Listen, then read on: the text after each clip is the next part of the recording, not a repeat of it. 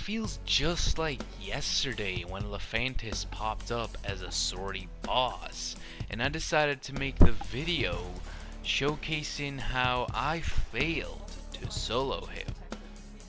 I think it's time for a little redemption.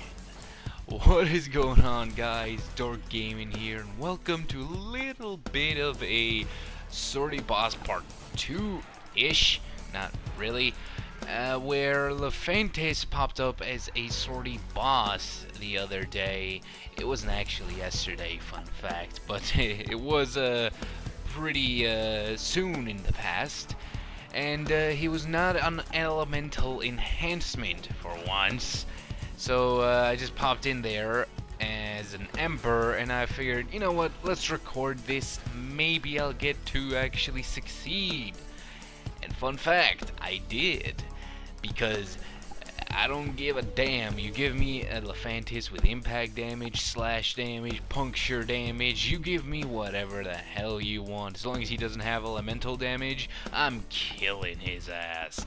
Because the 12 minutes of this video consists of me soloing Lephantis with 2 of the Warframes that I said are good to solo Lephantis with. And indeed I was correct.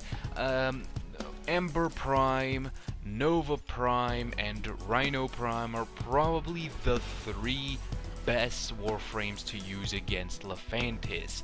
Ember being at the top, and you'll notice that in the gameplay. I did also get gameplay with Nova, but unfortunately there was just not enough time for me to get gameplay with Rhino.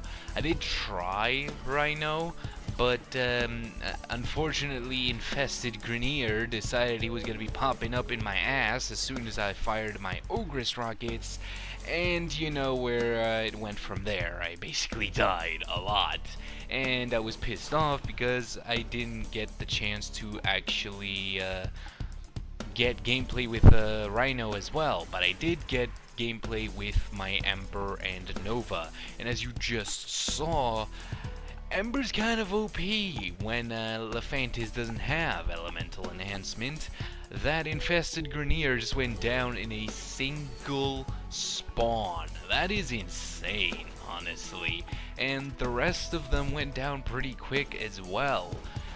It's just, I guess it was all about the elemental enhancement. So it's one of those cases where the modifier really does matter.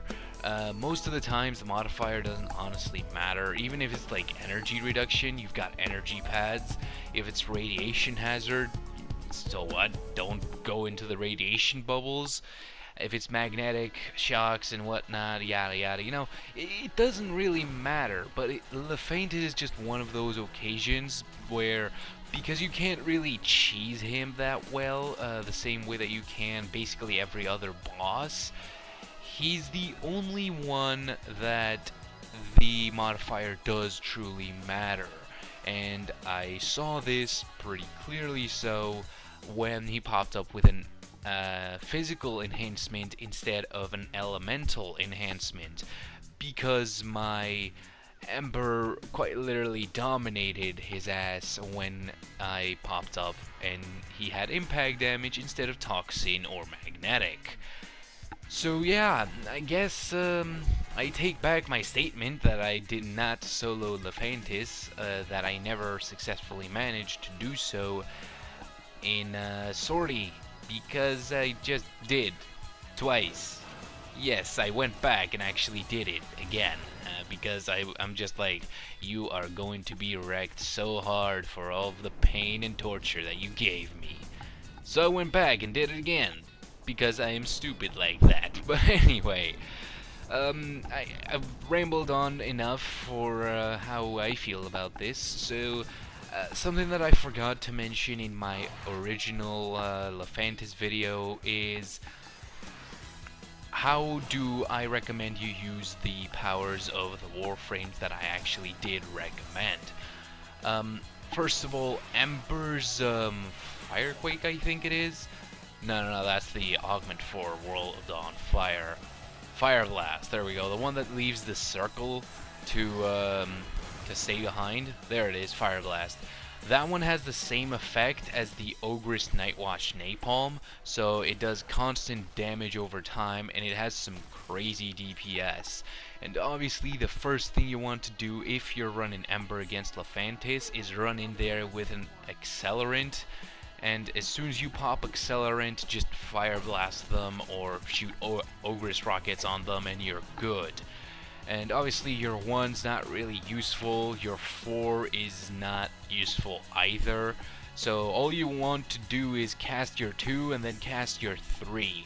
Now of course, if you're gonna go in to cast your 3, I'd suggest you do it on phase 2 instead of phase 1, because in phase 1 there's a very high risk that once you go in, you're gonna get hit by a projectile or the Grenier's melee attack, and you're gonna lose a life. So I suggest you just stick to the Ogress for phase 1 and use Fire Blast on phase 2 alongside with Zenistar and the Ogress Nightwatch Napalm Rockets, because they're just, well, good. And then next off we've got Nova.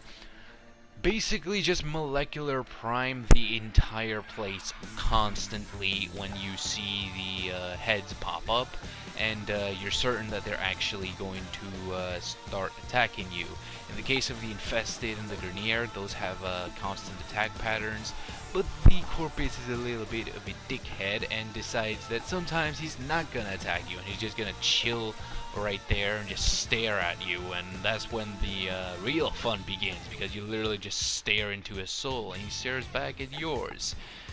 And yeah, that's basically all you have to do when he doesn't fire at you. Just wait. But there's not much else to Nova, because her slow and damage buff are in one ability, and that's her molecular prime. So that's literally all you do. You just cast MP and you're good. Now in the cases that you get to have something such as what just happened to me occur, but unlike me you don't manage to get out, use Wormhole and just friggin' warp out of there. And of course, if you get yourself stuck in a bit of a sticky situation, don't be afraid to cast Wormhole and just GTFO out of there. But do be aware that you may glitch out of the map.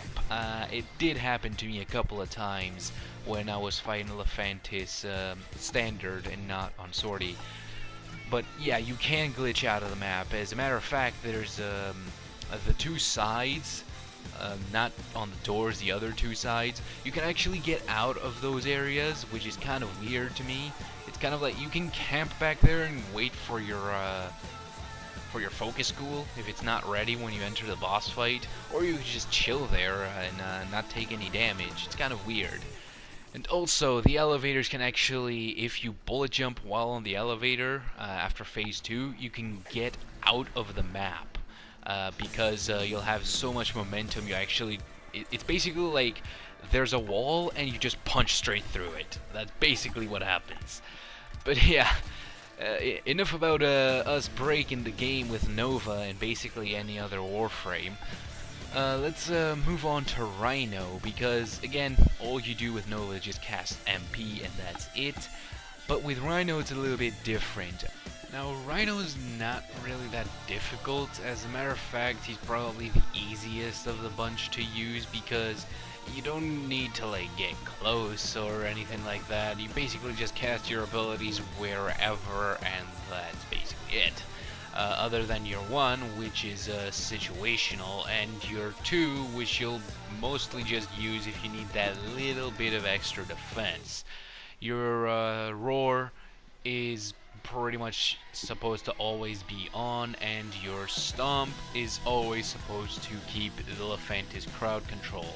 However, I do want to point this out, that Rhino's Stomp is not consistent. And so is Nova's molecular prime.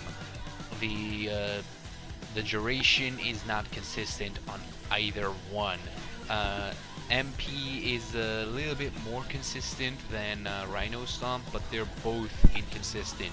And by that I mean that on one cast it may like stay for like 10 seconds, and on the other one it could stay for like 20 seconds. and so on. The duration of the slow effect is not constant, and that kind of bugs me a lot because it makes planning around the abilities a little bit harder. But I just wanted to mention that, and let's move on again to Rhino.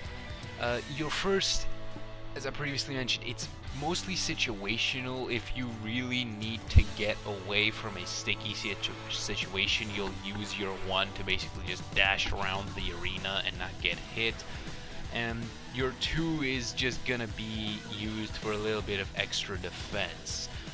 On the contrary, your roar should always be up because that's a buff to your damage output, and your stomp is necessary for you to even have a chance against Lephantis with Rhino. That's a little bit different than the rest of the Warframes because he's got the slow.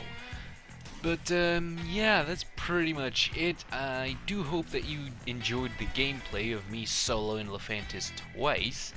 If you did enjoy the video, please do give it a like. If you didn't, please do give it a dislike. And if you enjoyed it that much that you'd like to see more, please consider subscribing. It's the best way for you to keep up with the videos that I'll be uploading.